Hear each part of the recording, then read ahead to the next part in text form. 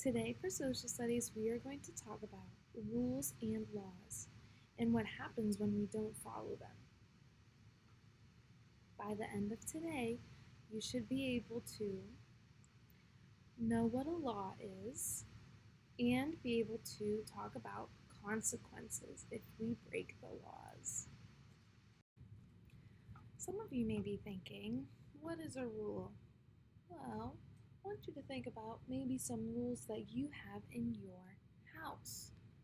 In my house, we always have a rule that we by at the end of the day, we shouldn't have any dirty dishes left in our sink and we want to keep it clean.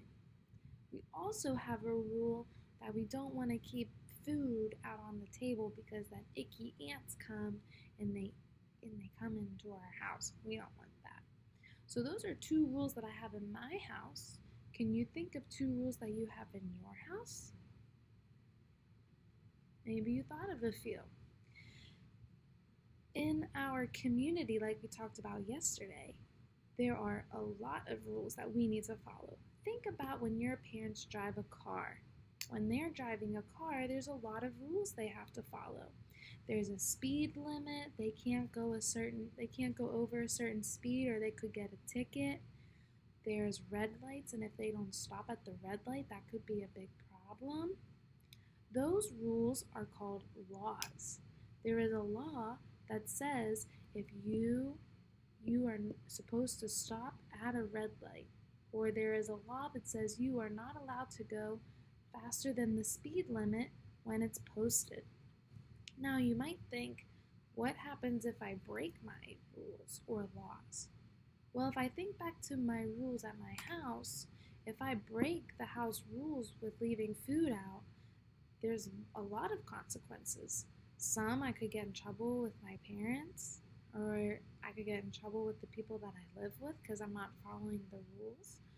Or another consequence is that ants will come and they'll be all over my house and it'll be gross. So those are two consequences that could potentially happen if I break the rule of leaving food out in my house.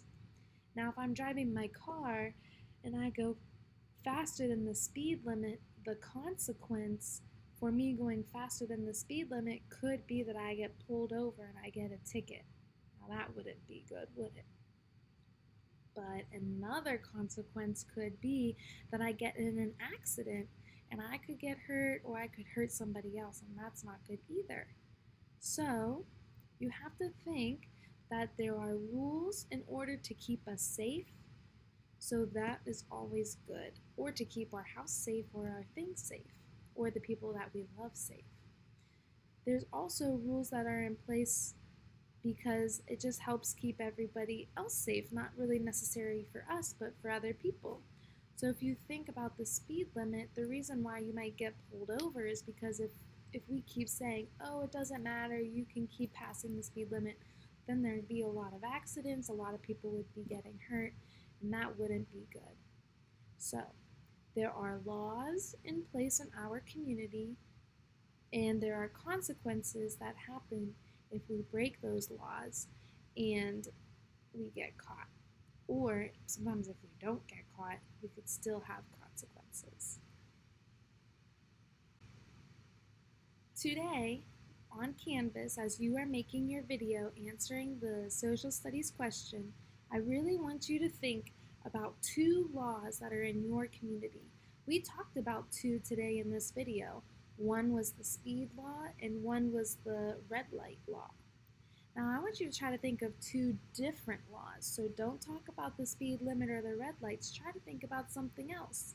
It could be when I drive a car. It could be when I'm at a store shopping. Are there different laws there? Let me think. Are there laws at your house that I didn't say, or rules? Are there laws here at school that you are allowed to do or you're not? Or are there laws that forbid you to do certain things here at school?